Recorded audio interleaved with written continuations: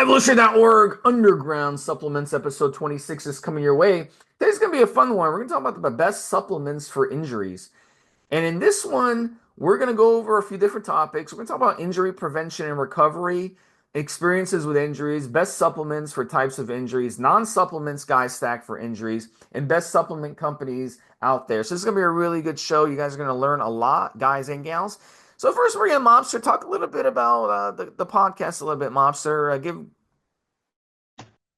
Look, Steve and I have done podcast promos on a couple of topics recently. And one of the things that Steve said, which I think applies here today, Steve, is lots of other shows do topical topics. They'll gossip. They'll talk about what's happening in the industry. They'll talk about silly arguments. Kai Green and Phil Heath, are they still going to compete? And this gets traction. It gets interest. But how does it help you? These shows on iTunes, on Apple, on Spotify, on multiple media channels are all about shows that are going and information that's going to help you on a daily basis. Today's topic is a great example, Steve, of stuff that people need to know. It is super common to have wear and tear, super common to have injuries. You're training your asses off. You want to be in the best shape, the strongest, the most muscular you've ever been, Steve. So you're going to get aches and pains. You're going to get tweaks. You're going to have muscle soreness. How do we deal with those things? Don't go onto a gossip channel. Don't go onto a channel with clickbait headlines. What are they going to teach you? Sitting there smoking cigars or cannabis or whatever else for their stick. No, we want to put information out there on this channel that supports the whole spectrum of the industry. CrossFit, weightlifting, bodybuilding, fitness, whatever. We know our demographic is, it's bodybuilders. So what do you think, Steve? Why do we do these shows? Why do we put this information out there for people? Yeah, and you got to remember we're on Apple, Spotify. We have a lot of listeners that listen to us. Make sure you're smashing the like button. Make sure you're leaving reviews. Make sure you're giving us some star ratings. This way, the algorithms start picking up the show and move. Otherwise, we're not going to be able to keep this show going. So our show is very different. Where our point is, we want to educate you. We want to help you get the most. I wish there was a show like this when I was back in my 20s that I could have tapped into. Man, I mean, just the knowledge that we give out on this show is worth $1 million. I mean, Absolutely, yeah. Steve. Yes, So it's yes. great information. So share it with your friends and family. Keep growing the channel so we keep this show going. So let's jump onto this topic. Very, very important. Injury prevention and recovery. And this is something that I'm going to bring in Mobster. This is a topic that Mobster really want to get into. So I'm going to bring him on the floor here to really Right. talk about injury prevention and recovery. Go ahead. So I think it's incredibly common, Steve, but it's an underrated subject to talk about. Let me just give you a few examples, listeners.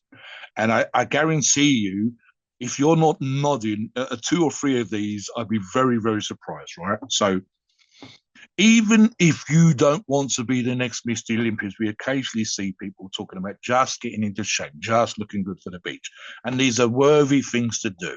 Not everybody wants to have a 20-inch arm, whatever, Steve. I'd be very surprised if some of you haven't got an injury from playing soccer, some of you haven't got an injury from playing American football, some of you haven't got an injury from playing ice hockey or wrestling, Steve. The commonality, I've seen lots of Australians play, I've forgotten what it's called, but it's kind of like something between rugby and soccer. There's a name for it. It escapes my old brain. And the amount of fellas here in South Wales as well, with knee injuries and hip injuries from playing their games.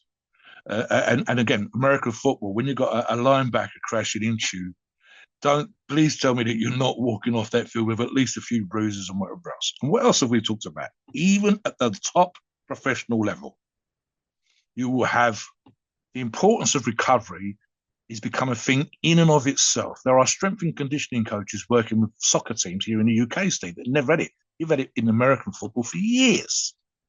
Rugby here has taken on the same thing. There are literally guys with five-figure, £50,000 contracts, which never happened in the UK, just for the medium rated, not even the top teams, just medium rated teams that get some local sponsorship, and they bring these people in to make their team better, to perform better. But the number one thing is, I suspect if you guys are at all serious about your training, and I think our demographic represents that, In order for you to get into the best shape that few people do, in order for you to perform your sport, and I'm thinking for myself in terms of my strongman stuff back with my strength training, whatever you want to call it, that I did back before, Steve. Even you and I benching 400 plus pounds, the risk of injury is very high. The stuff that you get into when you are the slowest percentile, the smallest percentile, should I say, under 1%, I think it's just over 1%, something or other, Steve, nearly 2% that can bench 3 plates. It's a little bit over, a fraction over 1% that can bench 4 plates. And that is of the whole fucking planet. I said the idea that you wouldn't have elbow issues or wrist issues or shoulder injuries, and these things are incredibly common. Steve and I can talk about just injuries we've had. We've both had disc or wear and tear on our back. I had frozen shoulder that lasted probably the best part of 8 months, 2 years. The number of guys on the forums that we do these shows for that have hip and knee injuries. So what can we tell you? It's push yourself hard, play your sport to the highest degree, get into the best shape ever. You might have wear and tear. You might have inflammation. You might have injuries. Look, food's inflammation. It causes inflammation. Some of the medication that some of your listeners here for this show will be on cause inflammation, irritate the gut lining, and irritate your joints. Some of the poor diets are really bad for inflammation again, and literally lifting weights and exercising is an actual part of the muscle building process causes inflammation. And some of that inflammation is going to be with the fascia, the connective tissue, and the joints. So we're going to talk about all those things. We're going to give you some tips. We're going to talk about specific supplements and the importance of getting the right dosages of those supplements.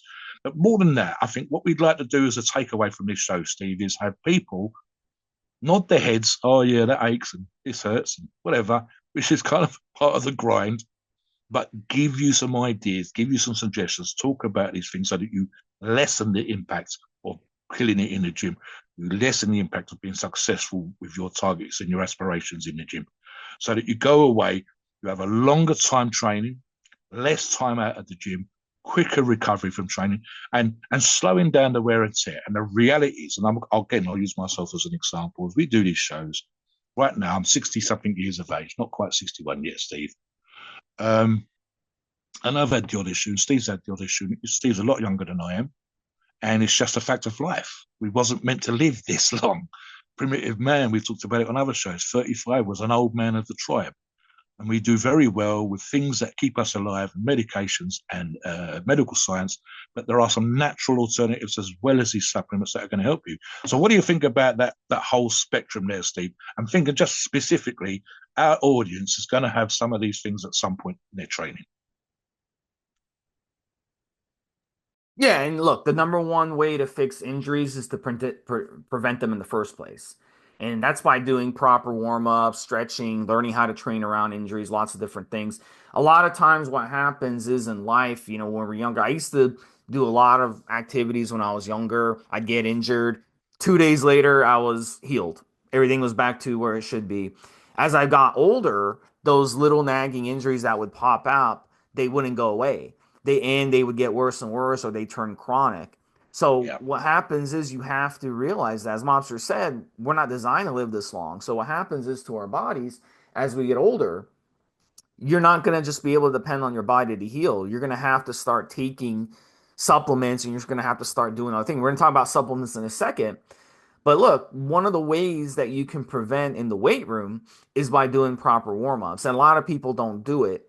One of the issues that I've noticed over the years with myself and with other people is you get to the gym, you want to do bench press, there's 3 people waiting to use 2 bench presses. So you've got to wait. And what happens during that time, and then when it's your turn, you feel rushed because now you got 3 people waiting behind you. So you don't take the time to do proper warm up. The timing isn't there. So one of the things I started doing was warming up somewhere else. But then when I went to the bench, I still had to wait because you had to line up. So in the end, it's like you can't win. So it becomes an issue. And maybe that might happen once, maybe it happened twice. But over time, what ends up happening is it becomes a habitual thing where every time you're not doing proper warm-ups because you if you warm up on the side, by the time you stand up there, now you're back cold again 20 minutes later by the time you get a chance. And then when you do get your chance, you're rushing your workout, you're not warming up properly, or the ego gets to you. You don't want to just do the bar, or you just, you want to put on like two plates right off the bat and show those No, no, guys no, no, what you're no. doing. So Yeah, let that's me a talk about problem. that briefly, Steve. So, this is slightly tongue in cheek. Go early, Steve. I go in the mornings. I'm fortunate because of my lifestyle. I don't think Steve has the same advantage. And not all of our listeners will have the same advantage. You can even get up very early, 4 o'clock, and be at the gym at 6 o'clock, and then go to work, which is fucking hard. It has to be said. I'm normally in the gym about 9:30, so I'm lucky that my lifestyle allows me, my work schedule, whatever for you guys, allows me to go early. So that's number one. The gym is not crowded at 6, 7, 8 o'clock, or even 9 o'clock in the morning. It is super crowded at 4, 5, 6 o'clock. These are the most popular times. So don't go when it's busy. That's number one. But that doesn't help you with the injuries. Number two, I walk to the gym. I see people drive to the gym, then warm up by walking on a treadmill. And they probably drive in the same fucking distance that I walk. It's about a mile. I'll do it less than 20 minutes, a lot less, 15 minutes. I don't think about it. So when I get to the gym, I'm already warmed up in that particular way. You should still stretch. So let me use the bench press because that is a super common one for getting injured on, whether that's pec tears or shoulder or joint issues or whatever. Okay. The frozen shoulder thing taught me this as well. So Steve just mentioned there's almost an element, and I would agree with this, of, especially when it's busy, Steve, wanting to get on with it, being slightly embarrassed by your peers, buddies, or just randoms in the gym about being seen to use the bar. I'm going to be crude. I'm going to say, fuck that bullshit. You come to the gym tomorrow when I'm benching Steve's dumbbells at the minute, and I will warm up with the broomstick. That we have 2 or 3 broomsticks around the gym. No broom on the head, just the handle, Steve. Must weigh a pound. And I will do 40 repetitions in the position that I'm going to. It's a very slight incline dumbbell bench little thing that I'm doing at the minute. So the flat barbell or machine, and I will do 40 repetitions in that position with just a broomstick.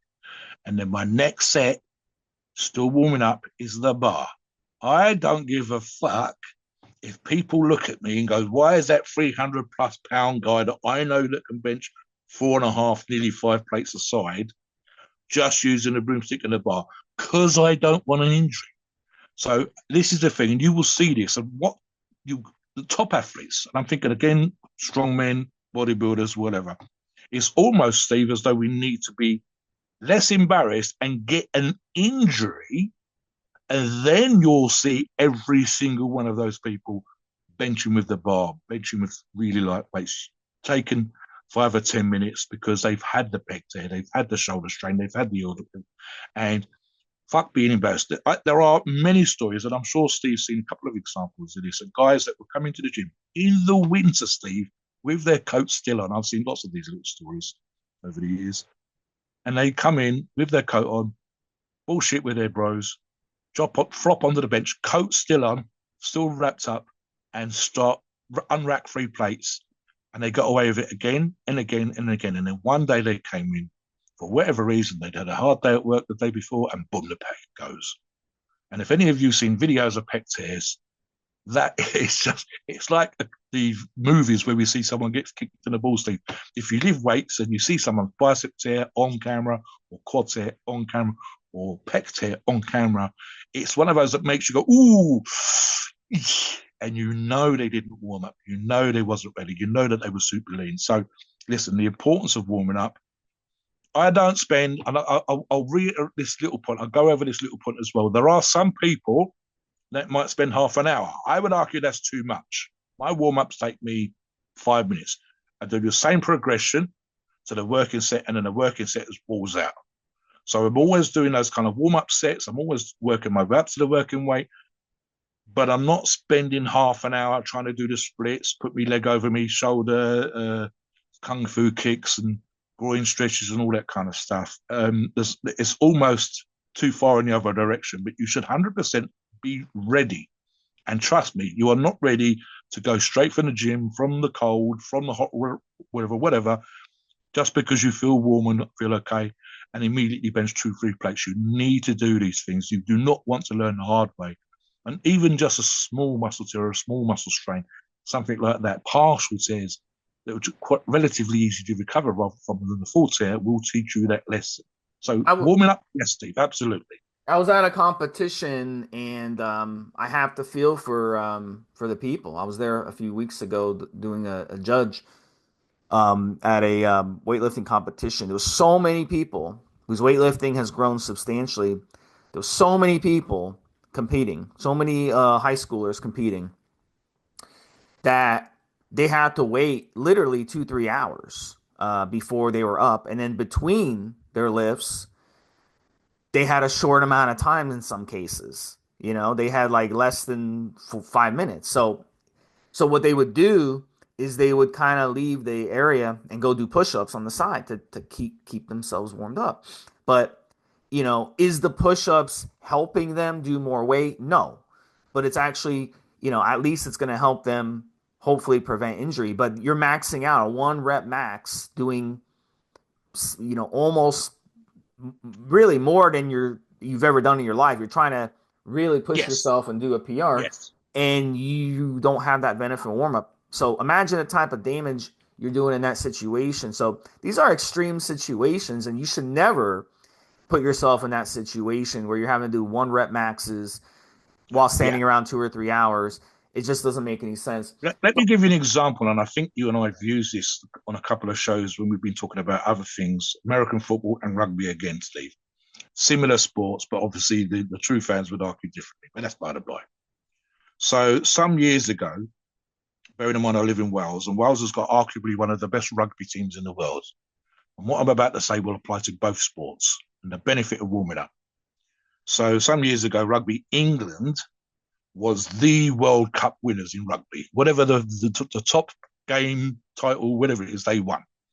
And a lot of their success was down to a coach who I can't remember his first name, but his surname is Woodward. And one of the things he was working with his strength and conditioning coaches at the same time. So he was the rugby coach, but working with the strength and conditioning coaches. And he identified something. He said, soccer, American football, and rugby. In the old days, you get on the coach, cars, whatever it was, drive to, this is for an away game, drive to the opposing team's stadium, go into the change room, change into your outfits, change into your uniforms, your kit, your whatever, strap on your boots, strap on your shoes, go outside and literally have 5, maybe 10, 15 minutes, if you was very lucky, to warm up by the side of the pitch, and then supposedly play, especially if it was a quarters or semis or a finals, the best fucking game of your life. So one of the things that Woodward did, and you will see this now all the time, teams get to the pitches, to the opposing team stadium a lot more earlier. But one of the things he did was he understood the benefits of the warm-up above and beyond. If you want to play the best game or lift the most weights you've ever done, something that's complete and utter personal best, might even be a district, county, national, or international record. If that's the case, he had his team, Rugby England, made up with the regular team plus the replacement athletes, etc. 2 coaches, one huge coach, whatever. Drive down the freeway, the motorway to the stadium, and then stop 30 or 40 miles before the opposing team stadium. And people would see them. It was in the media running around the car park at this pull-in, this motorway cafeteria area on the motorway, on the freeway. And they would then get back on the coach, start hydrating, and then drive to the stadium, and then deliberately get there 20 to 30 minutes early. They might have to put up some bullshit from the opposing team and the fans, but do small warm-ups in the corridors, going out to the stadium, the pitch, and then warming up by the pitch. At this point, their body temperature's elevated, their lubrication, they've warmed up their muscles, and they've had the benefits of that 30-mile away and the stuff they've done at the stadium and the stuff they've done on the pitch. And he was also having a high-protein diet, which was unusual for that time. 300 to 400 grams a day wasn't unusual total for the diet. Again, this was all new for the sport. And they won the World Cup. They were better prepared. They were better warmed up. They were more ready for the best game of their life, and the recovery afterwards with hydration drinks and energy replacement and protein powders was something that the sport had not seen before. And lo and behold, of course, the rest of the sport followed. All of the minor league teams and major league teams started to watch what the English were doing and copy them. So you see, I've been to a couple of, or seen and been to a huge Wales Italy friendly, and they were literally being handed hydration drinks as they walked off. Not from promos, not for sponsors, but that was done during the game. But as they walked off, they were being massaged for injuries before they left the stadium, before they got on the coach to go back home, and so on. So this is how all those sports are doing. Steve's correct. I've done that stuff, and I've literally walked outside the venue. You've got things that people bring rubber bands, resistance bands, small weights, dumbbells, and I've done stuff like that myself to prepare. I've literally, people want to talk to me. They know that I'm going to hopefully do very well when I was competing on a regular basis. They know I'm going to be top three. They're there to pick my brains. And I would say, sorry, go outside, spend 10 and 15, 20 minutes getting Yeah. ready, then come back and So kick let's, ass. You need yeah. to do that. Yeah. Yeah, so that kind of segues into experience with injuries, and Mobster just went over some of the things that he's done. We got to keep in mind, weight training is also very different than those sports as well. In weight training, a lot of times we are kind of, it's been drilled on our head. Don't listen to your body. Don't listen to your body. When you're training with people, they'll say, oh, push through the injury, push through the injury. And again, that may work when you're a teenager or maybe in your 20s. But as you get older, that strategy doesn't work. So it's very, very important when we talk about experience with injuries to realize if you start noticing something is wrong, you need to do something about it. You need to go see a good sports doctor. You need to stop what you're doing. When I, we'll talk about experience with injuries, but when I blew out my shoulder, I didn't even know I blew out my shoulder. It just happened. But when your adrenaline is so strong, you don't notice it. And I never noticed that I had a shoulder injury. But what I started noticing when I was benching is I would have more strength on my left side than my right side. It was really weird. And I couldn't lift like on my right side. So, and then I started getting inflammation going down my arm. And I was like, something's wrong here. So I finally went and saw the doctor. I should have saw the doctor right away, but I didn't. I waited like a couple months before I went and saw the doctor. I Yeah. was like, doctor, what's going on here? Like my right arm is like numb. When I'm lifting weights, I'm getting more strength on my left side. I'm like, something's wrong here. So they did the MRI and they're like, yeah, you tore your shoulder. And I was like, Yeah. really interesting. And it's like, I never knew I tore my shoulder because you're so used to day-to-day injuries. You're so day-to-day, these little Have things you that you, have you seen that meme, Steve? And I'm doing this slightly tongue in cheek, listeners. yeah. The meme that you can see on Facebook, and the meme is thus: man goes to doctor, and in the meme he's sitting there, and the doctor says, "Where does it hurt?" And he says, "What do you mean where?" Inferring it hurts everywhere. Yeah. And You're the so other used one is, to yeah, on like a scale of 1 to 10, and I think the joke is he says it hurts all the time. What do you mean? It doesn't hurt. It hurts all the time. So it's almost a joke. Yeah. So when you're weight training, you go through the soreness of weight training, you go through the pains, the inflammation, and all that stuff. So you just get so used to it that you don't know the difference. It just seems like, well, I'm just sore. Why is my arm sore? Why is my shoulder sore? Oh, it's because from my workout. You see, so you don't really, you start to really numb yourself to the pain.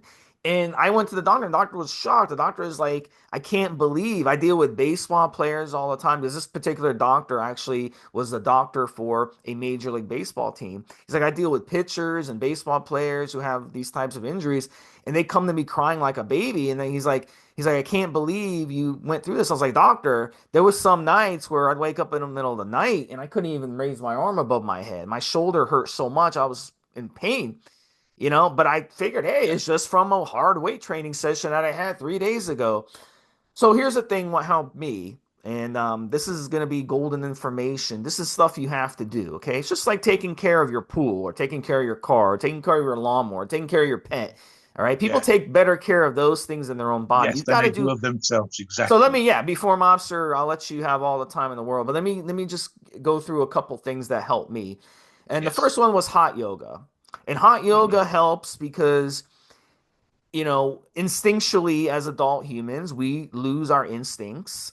You notice a baby when it wakes up from a sleep, it stretches. A cat stretches. A dog stretches. Wild animals stretch all the time. And they do it instinctually. But as humans, adult humans, we lose that instinct. We're just too smart for our own good. So we don't do it. So stretching is very, very important. But when it comes to weight training, it's very important to stretch after you're done weight training or on off weight training days. You don't want to stretch before because you're going to open yourself up for pull muscle. So there's different types of dynamic stretching that you can do before, but I would save the stretching as a whole till after. So hot yoga is really good. You can go to a hot yoga class.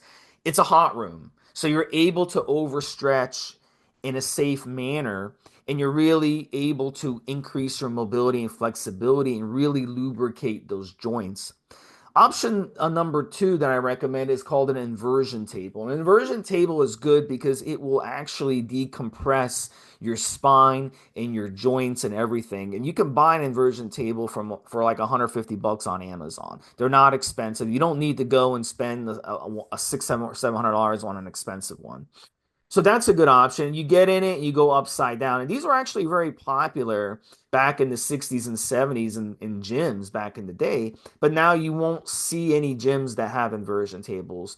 It's just not, it's just, I haven't seen them in any gyms. Maybe you've seen them in gyms in England, Mobster. I've had inversion boots, Steve, and the only issue for me is to make sure you buy the either the table or boots that's appropriate to your body weight. I'll ask Steve this question because I know the answer myself. What about massage and or osteopathic treatment, chiropractic treatment? What do you Yeah. think about that, Steve? So I think it's typically a bunch of bullshit. Most Yeah. massage therapists really, it doesn't take much to become a massage therapist. You go do some classes, you have to buy a massage table. That's literally all you have to do to become a massage therapist. So Let me give you an there example, are Steve, because I think some, this, yeah, there I are think this some applies to what massage you said earlier, Steve. there are Sorry, some but there are some I just want to clarify this, Master, before you go. There are yeah, some yeah, I think massage we're going to say the same thing. Go on. that know what they're doing, but these are the Yes, people that deal with athletes and yes, celebrities. These are the yes, people that are doctors. These are people that have a very long education and experience yeah, with this who know. But if you go to one of these massage therapists that charge like 60, $70 for like an hour or whatever, and they oil you up and they stretch you, they can actually do more damage than help, especially if you have tears and spinal injuries and stuff. This because massaging a disc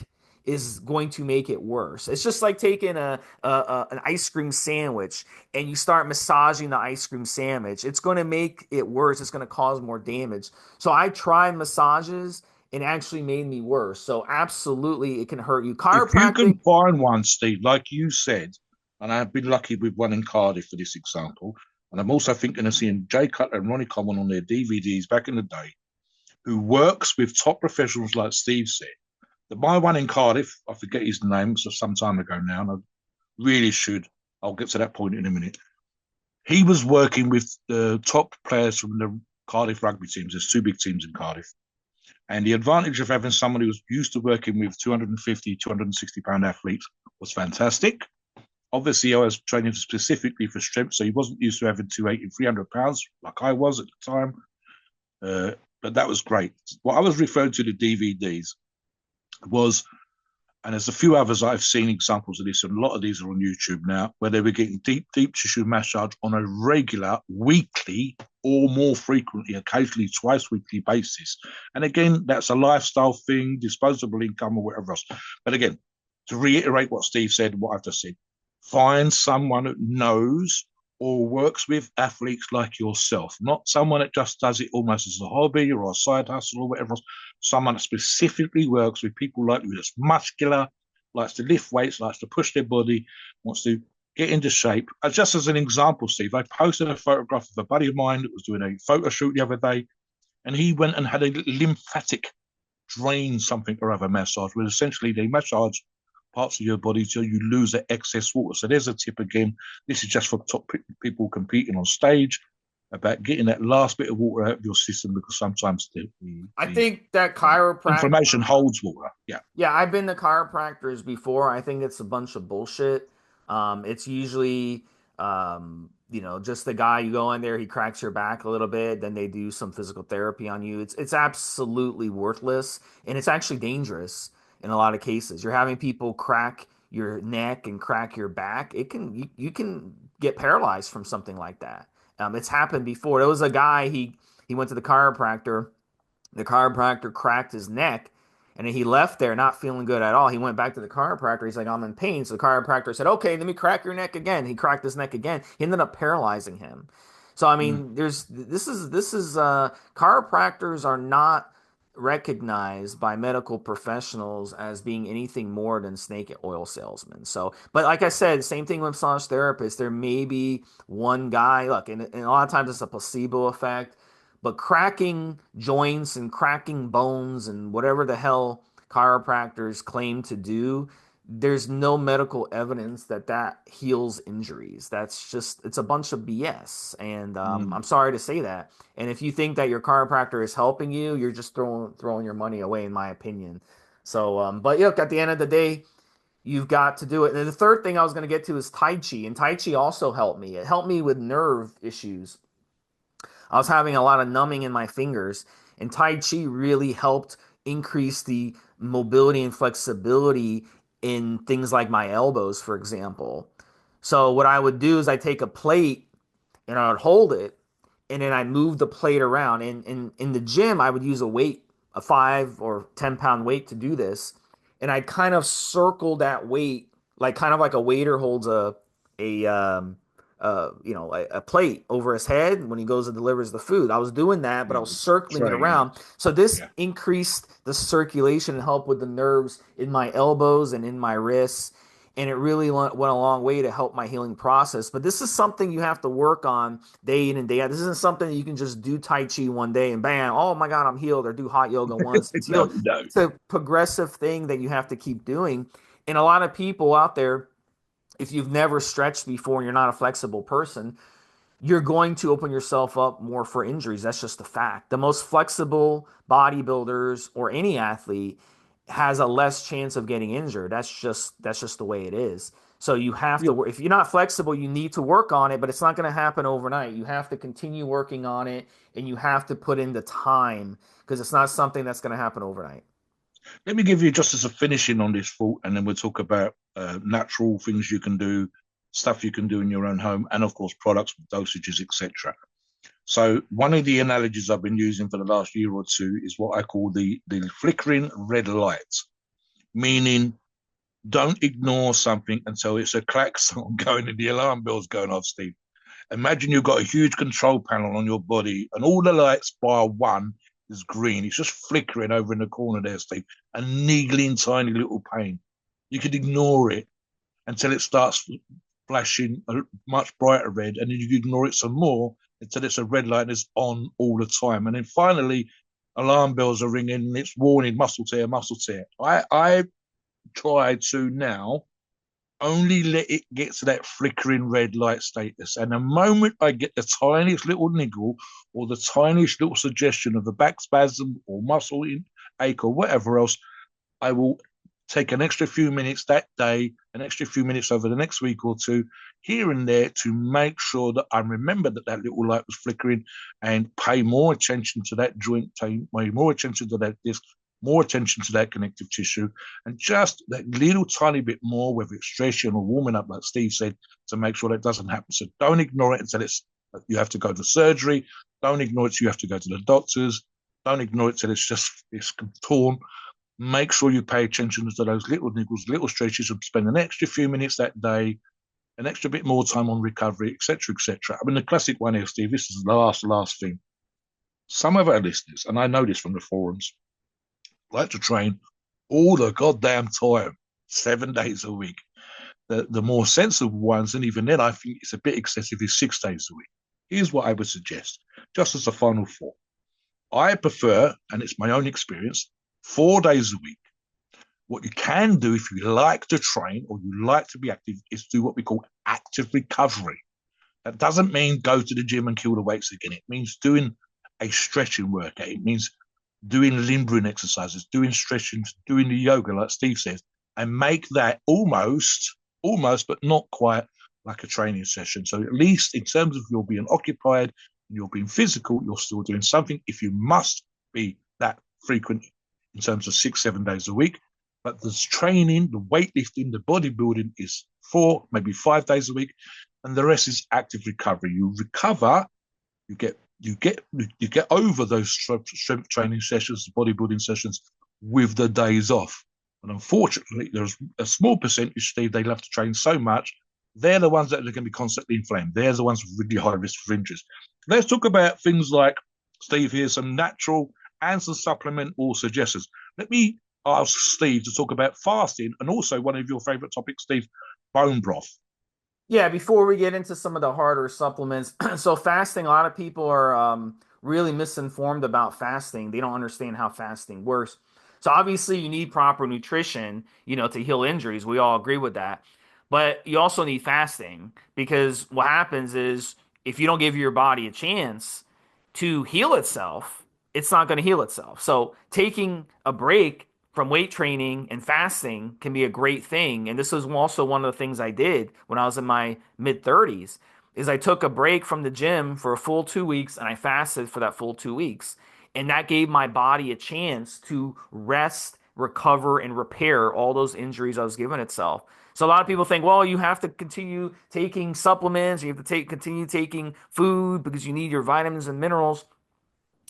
You do need that on a consistent basis, but you also need to fast as well because you have to give your body a chance to just turn off the digestive tract in your body and turn everything off and just focus on targeting whatever is ailing it. And that's one of the weapons fasting does. So fasting could be definitely a weapon for you. Another thing that is really good is bone broth. It's full of collagen. It's full of a lot of good things. Very easy to do. All you need is a slow cooker or a pot, and you slow cook the bones.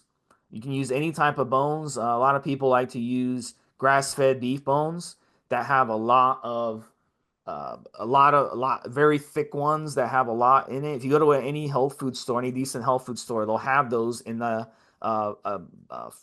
freezer section because a lot of people do this. And I don't recommend buying the bone broth that's already made on the shelf. Yeah, It's going to be full. It's full of crap. A lot of these influencers they'll push those products who talk about fasting, who talk about bone broth because they're making a commission. And that's not good because a lot of those products have things in them that actually hurt you when it comes to repair. Like they'll have things like spices and stuff in them and that upset your stomach. So if you have an yeah, upset stomach, how's your body going to heal itself? So you want pure bone broth. So make it on your own. It's very easy to do. There's recipes online. So that'd be a yeah, great option for people. So let's get into supplements for injuries, Mobster. Um, First one is glucosamine that I wanted to talk about. Glucosamine is yeah, naturally found in our body. Very popular option, helps with soft tissues. And you see this talked about a lot by people. I've seen people with nagging knee and elbow issues. They go on yeah, glucosamine and they start feeling better within a few yeah. days. Me too, Steve, on my shoulder. If I stop taking it for a little while, the pain will come back. Some years ago, pre-frozen shoulder, my wider than I use a close grip on bench press now, but I used to do a wider, normal, standardized bench press grip, and for whatever reason, my shoulders were inflamed over the period of time that I'd been benching, and I quote unquote discovered glucosamine. Looked into the research. I will talk about what's an effective dose. Make sure you. I've seen products which have a fraction of the dose shown in studies to work. Make sure you look online and get the amount that's been shown in studies. It might mean you have to take more tablets than the suggested dose on the bottle of the product you're using. And literally within 7 to 10 days, my pain went away. I ran out, and within 7 to 10 days, the pain come back. I realized the connection. Here, come on, mobster, what the fuck? And make sure that I now religiously take around the 1250 milligram mark, Steve, on a daily basis. And apart from the frozen shoulder injury, which was wear and tear and required me to be more flexible, more stretching, as Steve said, I haven't had any actual pain in my shoulders for years. And again, 60 years old, been lifting for 45 years, been benching for those 45 years, so shoulder pressing probably almost all those 45 years. And for me, glucosamine sulfate was a godsend. Other things to look at, and if you can get this in a joint product specifically, there's not all of these will be in one product. And there are some things you want to buy separately, perhaps.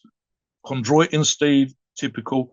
Talk a little bit about fish oils. We see this a lot in bodybuilding diets, and we know that it's anti-inflammatory. So talk about the dosages. What's your recommendation on fish oil dosages and other reasons for using it as well?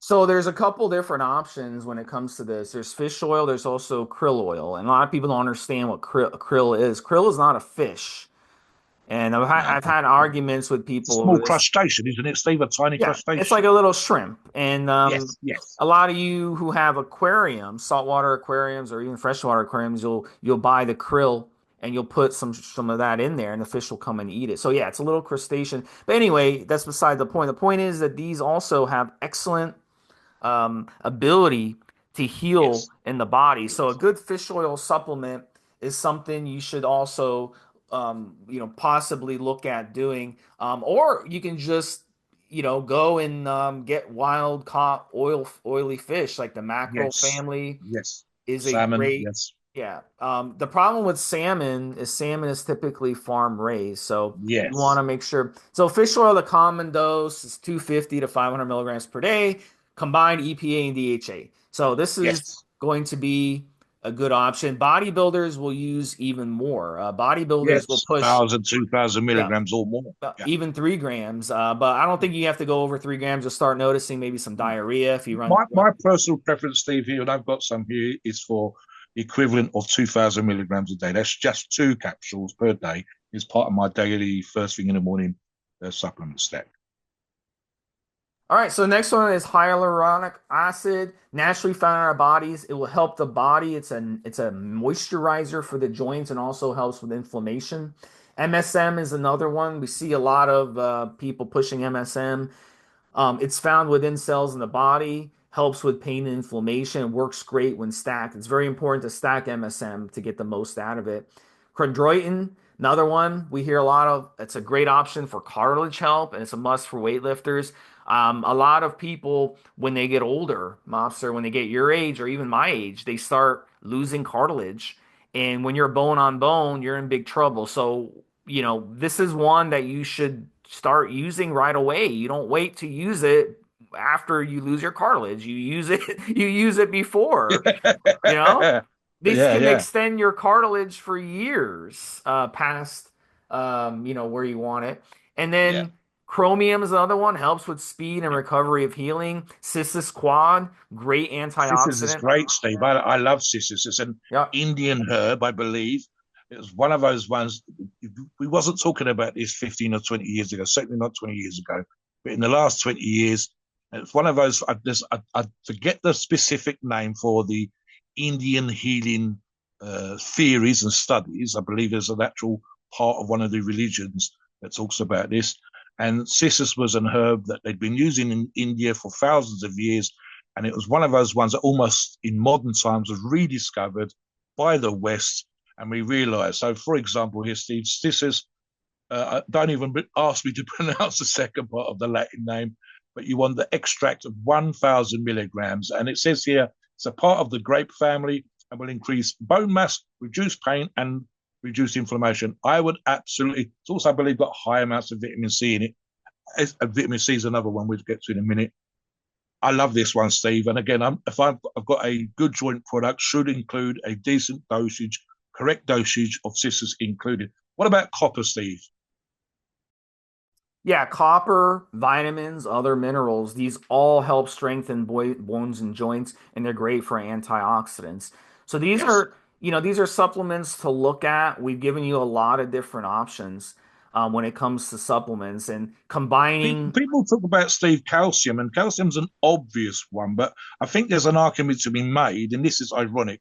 You and I could discuss this briefly. So, when we are young and we're growing up, the idea of drinking milk and dairy products is okay. And getting your calcium from those products seems like a good idea. The problem is the moment we become adults, and especially the further, the closer to the equator, ironically, we have problems with dairy products. So certain northern climates, they can eat a lot of dairy. Most people, when you become an adult, you can't really digest dairy properly for the lactose issues, and so therefore your ability to use dairy products to get your calcium becomes negated. We'll touch on what Steve said with the vitamin C. oh, on that basis, Steve, I would say optimum amounts be 200 to 600 milligrams. People don't think of it as healing, but it does. Again, mild anti-inflammatory, benefits for obvious things like colds and sniffles and influenza, etc.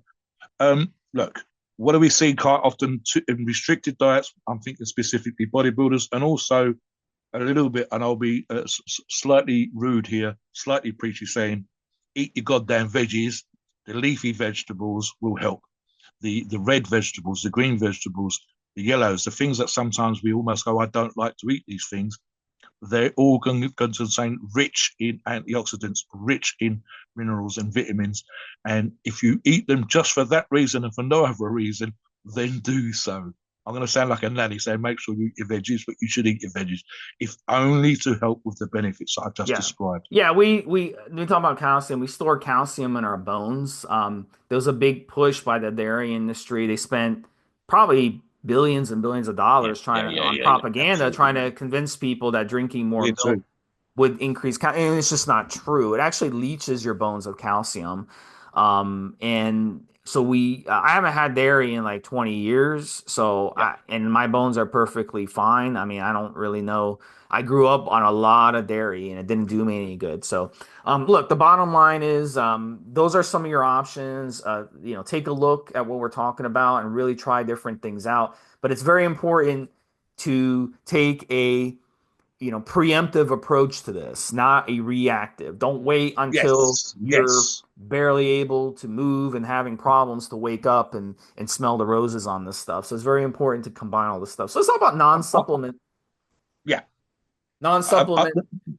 So part of my daily stack, and I discussed this with Steve in a pre-show, as a non-supplement. This is a SARM. In fact, there's two SARMs, but my favourite would be MK6776, aka Nutramol, 20 to 25 milligrams a day. And again, in the last, I'm going to say 3 years as we do this show, Steve, I think I've had 20 to 25 milligrams of Nutramol, MK677, every single day for the longest time, honestly, coming up on the 3 year mark. It is a natural growth hormone booster. As I've got older, those of you that follow me on the forums will know that I've actually broken all-time lifetime personal best on a few lifts. And again, this if I'm even now, Steve and I have talked about this pre-show, off-air, etc. I am astonished that I'm still able to do certain things. I even had a buddy say that this week. And part of that reason is the focus on recovery. Part of that reason is having something in my stack, that's PED stack as well as supplements like MK677, where I'm doing something every single day to help with my connective tissue. Another one, and I'll let Steve talk about this, and I've actually got some here, Steve, MK2866, aka Osterine. Talk about that's recovery boost as well. Yeah, so Austrian is actually a SARM. MK677 Nutrabol is not, but it's a SARM-like compound. It's actually an HGH secret talk. So we're going to talk about, these stacking them together is actually a good option.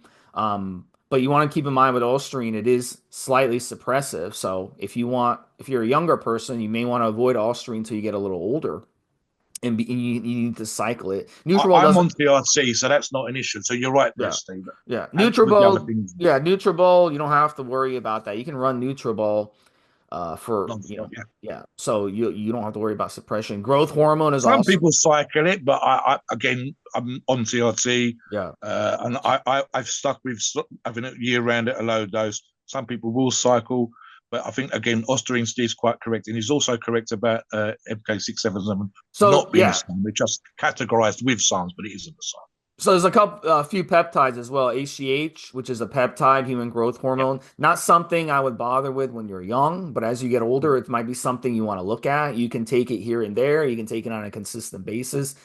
And then a couple of peptides, we've talked about them on previous podcasts, TB500, BPC 5157 will also Yes, stack yes, really awesome, good with really all good, these other supplements that we're talking about. And these are and peptide. non-suppressive as well, Steve. So they're great for that as well. They're not cheap. They're not cheap at all. So you want to No. make sure when you're using We them that have you're seen people with injuries that have had great recovery using both those peptides. So that's why we've done shows.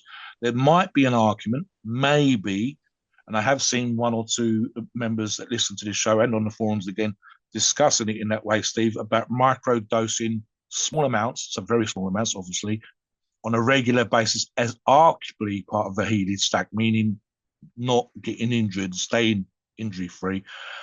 I'm torn on that for the reasons that Steve just said in terms of the cost, running peptides for a long time, etc. But they aren't suppressive. And I will say, listen to the shows that we've done on that purely and simply because I would argue, Steve, probably about 95% of people that have used that healing stack, the other 5% just haven't commented. So it's probably been 100% effective. Small injuries that haven't required surgery, I would argue that 95% have had good or great results using that stack to recover from injury, especially if they did the rehab, especially if they took the time off and they recovered in that way, and then use BPC and TB 500 as a way of recovering from smaller injuries. And honestly, success rate is very, very high. All right, so let's talk about supplement companies. A lot of supplements out there are very low quality, and a lot of Yeah, people they'll use a joint support supplements that we've talked about. They'll come back and say, "Oh, I didn't get much results." The problem is supplement companies are very clever and they know to tell you, "Oh, you just got to stick with it. You got to stick with it for a long period of time." I'm a big believer in a lot of situations. You should start noticing improvements within a few days or within a week.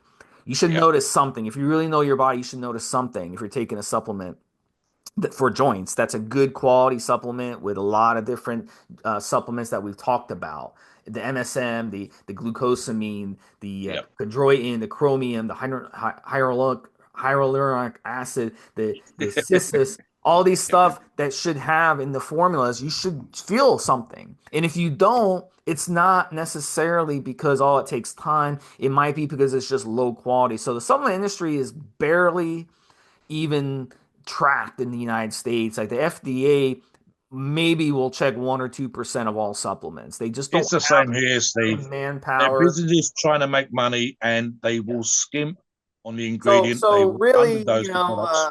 it's important not just to check reviews because a lot of times they'll put up fake reviews and stuff, but it's Yes. important to really test it out. And I would recommend going to a good quality health food store and trying out some of these supplements we talked about. And look, if it doesn't help you, these supplement stores, if you save the receipt, they'll allow you to return it within a month. So feel free to return it and try something else and see which one really helps you and then go from there. At the end of the day, you can come on our forum and we'll kind of lead you in the right direction when it comes to these supplements. We'll also recommend N2BM. Yeah. N2BM, they used to have a really good product, but they no longer have it. It may come back, but you can check them. But they do have another product called N2 Guard, which has a lot of good supplements in there and vitamins and minerals that can help with your joints. And it also does have omega 3s in the supplement. So that's a Yeah. supplement that can help you with everything, including your joints and including injury. So that's a Steve, good there's a option. reason. There's a reason. This is for the benefit of the listeners. There's a reason why we've mentioned this particular company. We talked about, and I'll let Steve touch on this as well. The reason why this company came into existence, the way that it came into existence. So talk about the background of the two gentlemen that were involved in the founding of the company, why they put the company together in the first place, versus what we commonly see in the industry. Yeah, and one was an army veteran who actually was trained as a chef in the military. So he learned how to put things together. He learned a lot about this stuff, how to formulate different things, and he also got really involved with supplements at the time while he was in the military because he had injuries himself. The other guy was a first generation immigrant who came to America very young age, no money. He had to kind of work his way up. He grew up in the mean streets of New York City, and he got into martial arts really to protect himself because a lot of people would pick on him and bully him. So he had to learn martial arts to defend himself. So one of the things he learned when he was doing martial arts was he learned the how brutal it was. You know, you're hitting another person over and over and over. So he started studying these supplements as well, and he really got knowledgeable on them. So they founded the company to deal with bodybuilders. So go check out their products. They have several excellent products, and they really hone in on those few products. They're not like a normal supplement company out there that has hundreds of products that No, low quality. They none of really their products are made to a price point. They're not $30 or $10 or $5. They're all priced according to the work that's gone into them, the formulations have been worked on. Some of the formulations have been done again and again and again. And I think something that Steve didn't say, because these two gentlemen, the founders of the company, was that they both wanted supplements that worked effectively. And I mean this insofar as N2 Guard is a great example, Steve. So I'll use that as a comparison. There are products out there that are supposed to be organ protectors like N2 Guard. And you and I have done shows on them where the price point was $5 on one product. And I believe the two big name in the marketplace price point is $30 or £30 here in the UK once we get them into the country. And their price just set it high enough that you go, oh, this must work, and price just low enough that you can afford to spend a few bucks buying them. But the reality is we've held them up against N2 Guard, and they were half or less of the dosages in terms of the effective dosage. I believe one here in the UK, off the top of my head, Steve, had 12 ingredients, great ingredients. A couple of them were dosed at the right dosages, but not every one of them. And N2 Guard, as an example, and I actually argued this point on the forum this week, has 44 ingredients, all of which are either on their own or in combination, the synergistic effect with the other products, the other ingredients, all there or thereabouts of the effective dosages that were shown in studies to have the effect that you want them to have on you. So that's the reasons why when we talk about N2BM, we go, why is it a great company? What was the background of these guys? They were athletes. They were training. They were doing martial arts. They would come from the army. They had injuries. They needed to, what they wanted to perform at the highest level. And they looked at companies that were producing products to a price point, and they were found wanting. This product looks okay on paper. When I look at the ingredients, the numbers are off. Formulation, Steve, I've had my own supplement company. So although we didn't do these kind of products, I did get to talk to people in the industry. And I could tell you stories of a company where you can produce protein powder. Literally, this particular person, who I shan't name, had a computer program which had the cheapest ingredients, the lowest grade ingredients, as well as the high ingredients. And if you wanted a $10 product, it could produce you a $10 product. If you wanted a $100 product, it could produce you a $100 product. Well, guess what, listener? The $10 product was shit. It was just made to a price. It had lots and lots of low grade, low potency, ill-effective ingredients in, and a $100 product, if you wanted it, he could produce it. It's no different to the formulation companies in America. So the two people in question, the founders of N2BM, went to some 2 or 3 really big name researchers, a couple that we still know now in the industry, Steve, worked with these researchers, find me ingredients that work for the joint, work for the organs, went to the formulation companies and literally had to send products back and have more products sent to them. And so the formulations were on point with effective dosages. So we recommend them, check them out. Let us know what you think. What about recovery, guys? What have you done to help with recovery? What do you think about some of our thoughts and suggestions for the day? Let us know. And as always, please make sure that you leave comments, likes, loves, and share amongst your buddies with solid information that we hopefully provide you with. Please note, we are not doctors and the opinions are ours. It is our view based on our experience and views on the topic. A podcast are for informational purposes and entertainment only. The freedom of speech and the First Amendment applies.